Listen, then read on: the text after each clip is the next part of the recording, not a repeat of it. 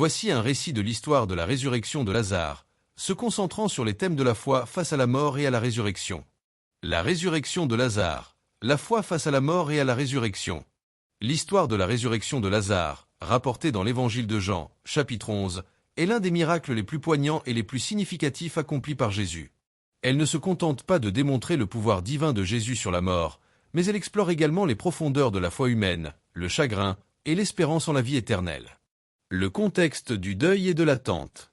Lazare, frère de Marie et Marthe, vivait à Béthanie, un village proche de Jérusalem.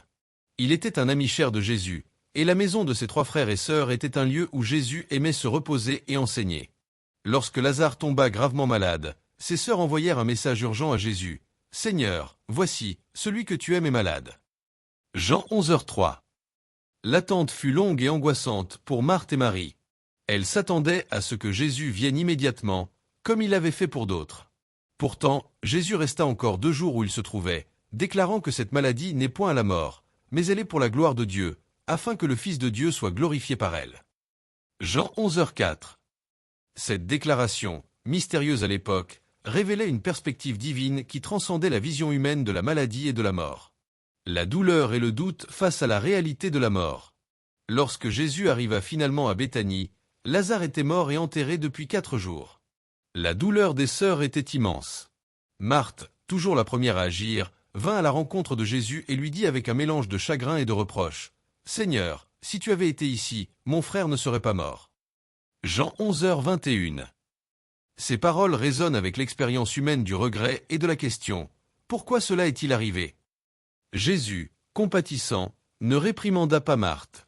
Au lieu de cela, il l'engagea dans un dialogue profond sur la résurrection. « Ton frère ressuscitera, lui dit-il. » Marthe, ancrée dans la tradition juive, répondit : « Je sais qu'il ressuscitera à la résurrection, au dernier jour. » Jean 11, 23-24. Elle croyait en la résurrection future, mais ne comprenait pas encore la pleine portée du pouvoir de Jésus dans le présent. C'est alors que Jésus fit une déclaration fondamentale, qui est au cœur de l'histoire de la foi chrétienne. « Je suis la résurrection et la vie. Celui qui croit en moi vivra, même s'il meurt, et quiconque vit et croit en moi ne mourra jamais. » Crois-tu cela ? Jean 11, 25-26. La réponse de Marthe fut une affirmation de foi courageuse et exemplaire. « Oui, Seigneur, je crois que tu es le Christ, le Fils de Dieu, qui devait venir au monde. » Jean 11h27. Cette profession de foi, faite au milieu de son deuil, montre une confiance profonde en la personne de Jésus, au-delà de sa capacité à guérir son frère. Jésus face à la mort, l'émotion divine et le pouvoir souverain. Marie, submergée par la douleur, vint à son tour et répéta les mêmes mots que sa sœur. « Seigneur, si tu avais été ici, mon frère ne serait pas mort. » Jean 11h32. La vue de Marie et des Juifs en deuil pleurant émut profondément Jésus. L'Évangile nous dit qu'il frémit en son esprit et fut troublé. Jean 11h33, et qu'il pleura. Jean 11h35. Ces larmes de Jésus sont une démonstration poignante de son humanité et de sa compassion. Il n'était pas indifférent à la souffrance humaine, même s'il connaissait l'issue divine. Demandant où Lazare avait été déposé, Jésus arriva au sépulcre, une grotte fermée par une pierre. Il ordonna : « ôtez la pierre. » Marthe, toujours pratique, s'objecta : « Seigneur, il sent déjà, car il y a 4 jours qu'il est là. » Jean 11h39. Cette objection souligne la finalité de la mort telle que perçue par les humains. Alors Jésus lui rappela : « Ne t'ai-je pas dit que, si tu crois, tu verras la gloire de Dieu ?» Jean 11h40. C'est un appel à la foi, à regarder au-delà des apparences et des limitations humaines.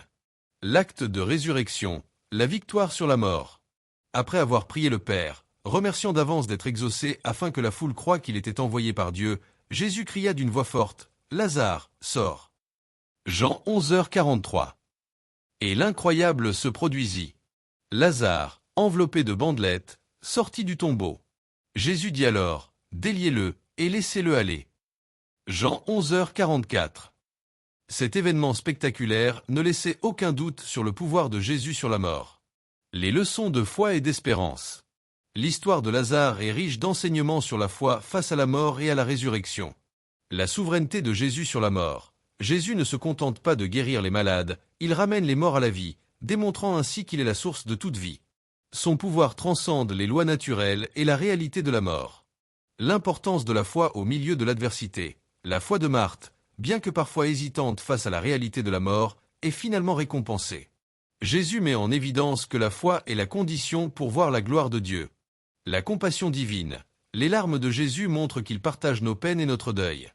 Il n'est pas un Dieu lointain et indifférent, mais un Dieu qui compatit et qui intervient dans nos vies. La promesse de la résurrection éternelle. Au-delà du retour de Lazare à la vie terrestre, cette histoire est une préfiguration de la résurrection de Jésus lui-même et une promesse de la résurrection pour ceux qui croient en lui. Jésus est la résurrection et la vie, et en lui, la mort n'est pas la fin.